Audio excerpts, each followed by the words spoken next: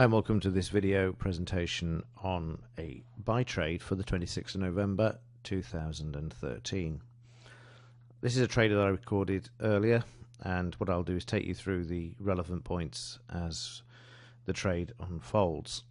So at the moment the video is actually paused and you can see that we've got a potential buy here. The order's actually already been filled when I got to the computer this morning. It had already just gone through the entry point, so I waited for the market to pull back, which it generally does. You don't have to always just jump in and buy. So the market pulled back towards the entry price, and at that point I decided to get into the trade, which you will see here. I've gone to the Alpari account, I've right clicked on the chart and selected new trade, and then this has brought up the order ticket. You can see there we've got the British pound, 50p per point, and you will see me left click on buy and the order has been filled. It's shown there as successful, and then it's a matter of watching the market trade. So what I've done is put the two side by side, or just overlaid the 1 minute chart there from the Alpari account. I can see there the entry point and I can see the market moving higher. Let's just have a look at more of the detail in the 30-minute chart as well. At the moment we've got prices trying to trade through the close pivot from the previous day. We can see in the previous bar that the market was actually struggling and came back, which is one of the reasons why I thought I would get the opportunity to actually get in at a better price. In the next 30 minutes we can see the market moving higher, and you can see it just driving through the entry price there and starting to move higher. In order to move higher, of course, it needs to continue to trade through the close price. As we look ahead, we've got a problem with the DP area. This is going to be a resistance area as well, and to drive through any resistance area is going to require an increase in volume. The scalp area is fine, there is no other resistance around, and we do have a psychological area, the grey line here, where the market could find some resistance, and that's going to be at 162. So let's move on and see what happened. So the market drove through the close price and then heads towards the DP. We can see the market struggling with this area at the moment. It's trading through, trying to drive through.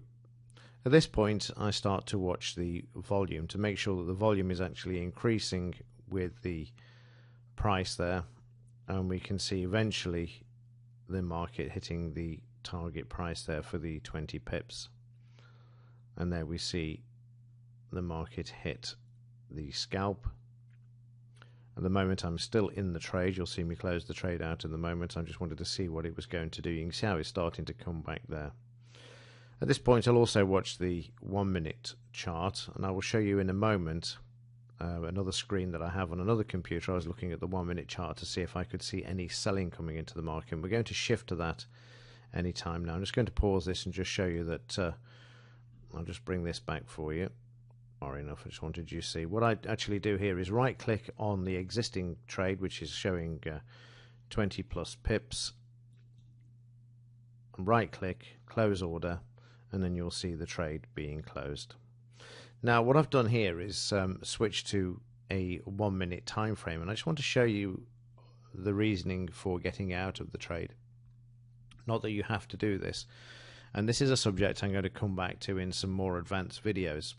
I'm going to teach you how to actually read the volume in the market and how you can use this to your advantage as well when you're actually in a trade. I wouldn't recommend trading off a 1 minute chart, but it's great to be able to see inside of the 30-minute trading time frame using a 1 minute, just to get an eye for what is actually going on inside of the market. So I'm going to let this play through because it's probably going to take up more of this video than the actual trade that we've just looked at. That was in a normal trade, and we had a few resistance areas. So if we have a look at this, we can see during the 1 minute the market actually traded through the close price and went up to the DP. Let me just backtrack here just for a second. I'm going to actually pause this. When I actually got into the market, we can see there's the sort of the micro there of the close price, and we can see the market pulling back, finding some support, and then moving back to the upside. You can also see some buying coming into the market here as well, just prior to the market moving higher, which occurred in this bar here. So once the market had broken through the close, and again, even in the smaller time frames, you can see how the market's trading up to these areas, and to drive through, you can see the increase in volume. And without volume, which are orders coming into the market, then the market isn't going to go anywhere. Again, we see the market trading up to the DP here, and then we see the market trading sideways. But note how it's on low volume. And we know it's low volume because the volume bars are below the average line. We can see the price is driving through on increased volume. This is what we always want to see at a resistance area, whether it's a pivot, a psychological area, or a real resistance area, i.e. where selling took place in the left-hand side of the chart. We then get some selling coming into the market in this bar, and this is a very fascinating bar. This is what's known as selling pressure. If you look at the volume, you can see that the volume is greater than the buying bar. You can see there, we've got the buying bar there and the volume to support it. In the next bar, we have what is known, as I've just said, selling pressure. And the way you can see this is that the range of this bar is far less than the previous bar, but the volume is greater. Now that tells me that as the market's moving higher, somebody is selling into this. And it was at this point I decided I would consider taking the profits. Now the question is, do you really need to know this? And the answer is no, because if the market's going to continue higher, then eventually the selling will be absorbed and the market will move higher. So the exercise here really is just to say to you, if you want to understand the markets to a greater degree so that you can read them like you would read a book, then this is my reason for actually showing you this, so you can then make a more considered judgment as far as staying with the trade or getting out of the trade. So I decided to take the 20 pips this morning based upon something that I could actually see that was going. I could see that the market makers were up to something, and there was some selling around in the market. Now for the next two bars, the selling disappears. We can see there that the market tries to move higher, but it's run out of steam. And then we see some selling coming into the market, and what we can do now is continue to play the video and just see what actually happens.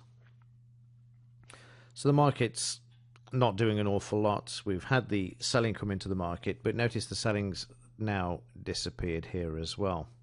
We've got low volume, but it's starting to build. So what I'm just going to do is just to drag the slider along on the video editing software here, just so that we can speed things up a bit, so we can see what actually happens. This bar here we can see is low volume, so the selling's disappeared, and which is why we're now starting to see the price bar turn green in the next one. I'm just moving the slider along here. Selling starts to return. Now watch the volume as I'm moving this along. I'm actually doubling the speed here. I'm just dragging the slider so we can see that we've got an increase in volume from the previous bar. Now what's interesting here is that the market hasn't moved lower, so I'm now seeing some absorption of the selling, whereas before I saw some selling coming into the market as prices moved higher. That's what the professionals do. They sell as the market moves higher, not when it's coming back, which most people do. Always sell it into a rally and buy back into the actual down move. That way, that's how they get the better prices. So I'm just moving the slider along a bit again. The selling starting to come back into the market even after the market absorbed. We can see it's oscillating between the two. Again, look at the volume. It's starting to increase. The market isn't moving lower. So we can now see that there is further absorption in the market. Whoops, I've just dragged the chart out of the recording area there. Let me just put it back for you. So we can see the volume there increasing, absorbing the selling coming into the market once more. So let's move along and see what happens next. with the absorption of the selling that came into the area, into this area, we can see now that the market's starting to move higher again. Look at the volume. The next bar we see an increase, and we're starting to see an increase here as well as prices start to move higher. So just to recap, in this part here we had the selling pressure stopping the market. The market then went to low volume to show the selling had been removed. A bit of more profit taking came in as we saw the increase here. Next bar, low volume, and then we saw some absorption here of the selling in the market to try and move prices back towards the upside there. This doesn't hold, and we can see the volume now really increasing as the market tries to drive higher. So there's got to be some selling around to drive through, which there is. We had the selling pressure to the left, so we know that if the market is to move higher, it's got to drive through this area, and this is why we're seeing more energy being required in order to do this.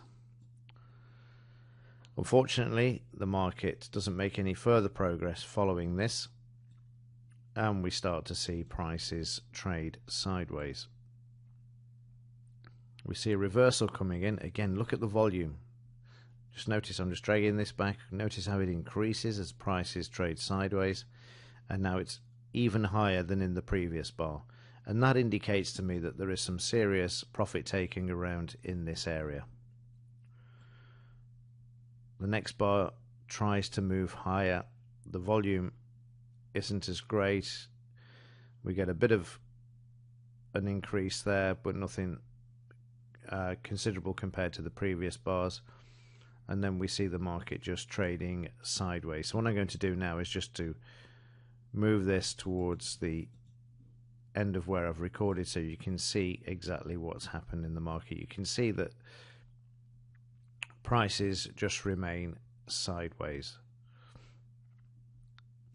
following the sell there. Let me just bring this back a bit. There we go. So once the market had put in the selling pressure here, the market then traded sideways. It attempted to move higher again with the increase in volume, but then the selling came back in, which is higher than the buying as far as volume is concerned. So there was more sell orders, and the market's traded sideways since. Let me see if I can get you a current picture, and let's see what happened whilst I've been editing this video and doing the voiceover for it. So this is the software trading in real time. Now let's go back to where we saw earlier. This is where the selling pressure came in, and the market's traded sideways since. So no surprise there. We've obviously got an economic news item coming out shortly. Let's just have a look where the news are. Let's see if we can get the actual narrative on there as well. So we've got the inflation report hearings coming out at 9:30. So this is why the market's traded sideways. Let's just have a look at the 30-minute chart. I'm just going to remove the ATR channel there just to clear things up for you. Also just take off the news as well, just for clarity. There we go. So we can see going down into that 1 minute, we had the selling pressure, which we saw here, and then the market remaining sideways, and then we had the sell come in there, and that's still the highest volume bar that we've had. So that stopped the up move in its tracks, and the market has traded sideways.